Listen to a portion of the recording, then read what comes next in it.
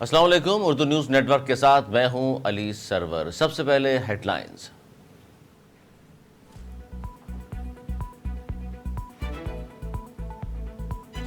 Cricket world میں قومی team کی شرکت سے متعلق وزیراعظم کا فیصلہ۔ وزیراعظم شہباز شریف نے بلاول بھٹو زرداری کی سربراہی میں ہائی پروفائل کمیٹی قائم کر دی۔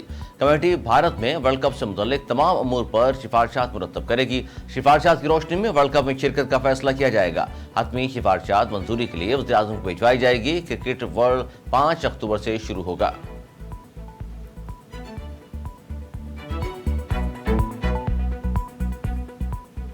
کراچی کے مختلف علاقوں میں بارش۔ صدر آئے چندی گڑھ روڈ، کلپٹن اور دیگر علاقوں میں کہیں بوندا باندی تو کہیں ہلکی بارش۔ گرمی کا زور ٹوٹ گیا، موسم خوشگوار۔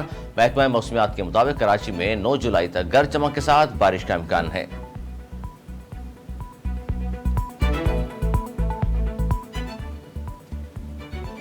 ایف آئی اے نے یونان کشتی حادثے کے متاثرین کی نشاندہی پر لوگوں کو غیر قانونی طور پر بیرون ملک بھیجنے والے مزید 6 ایجنٹ گرفتار کر لیے۔ ترجمان ایف آئی اے کے مطابق ملزمان کو کھاریاں، ملکوال، جہلم، لاہور اور گجرات سے گرفتار کیا گیا۔ ملزمان نے شہریوں کو غیر قانونی طور پر یورپ بھجوانے کے لیے 25 سے 27 لاکھ فیکس وصول کیے تھے۔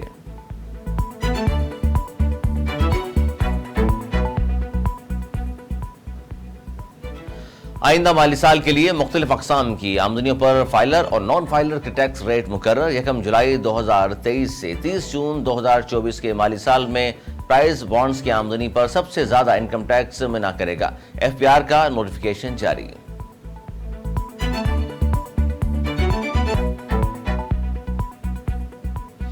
سپریم کورٹ نے چیئرمین پی ٹی آئی کی اسلام آباد ہائی کورٹ کے احاطے سے گرفتاری کو بنیادی انسانی حقوق کی خلاف ورزی قرار دے دیا۔ چیئرمین تحریک انصاف نے ضمانت قبل گرفتاری کے لیے اسلام آباد ہائی کورٹ سے رجوع کیا۔ ضمانت کے لیے چیئرمین پی ٹی آئی عدالت میں سرنڈر کر چکے تھے۔ تفصیلی فیصلہ جاری۔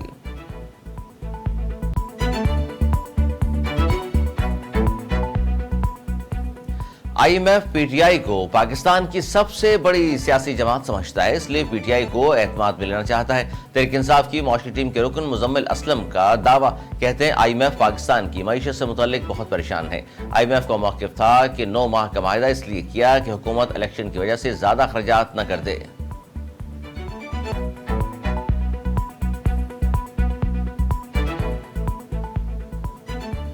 چیئرمین پی ٹی آئی کی اہمیت یہی ہے، انہوں نے آئی ایم ایف معاہدے کو سبوٹاژ کیا۔ وزیر مملکت برائے پیٹرولیم مصدق ملک کا جوابی وار، کہا چیئرمین پی ٹی آئی نے اپنی حکومت کے ختم ہوتے وقت پیٹرول پر سبسڈی دے کر آئی ایم ایف پروگرام برباد کیا۔ ان کا ٹریک ریکارڈ یہی ہے کہ جب ضرورت ہوتی ہے ہر ایک کو مائی باپ بنا لیتے ہیں۔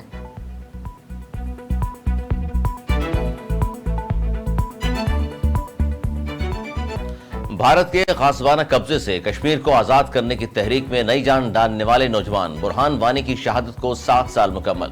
مقبوضہ وادی میں مکمل ہڑتال، دکانیں، کاروباری مراکز، تعلیمی ادارے بند، سڑکیں سنسان۔ قابض بھارتی فورسز نے کشمیریوں کو برہان وانی کی شہادت پر بھارت مخالف ریلیاں نکالنے سے روکنے کے لیے خاردار تاریں لگا کر مختلف سڑکوں کو بند کر دیا۔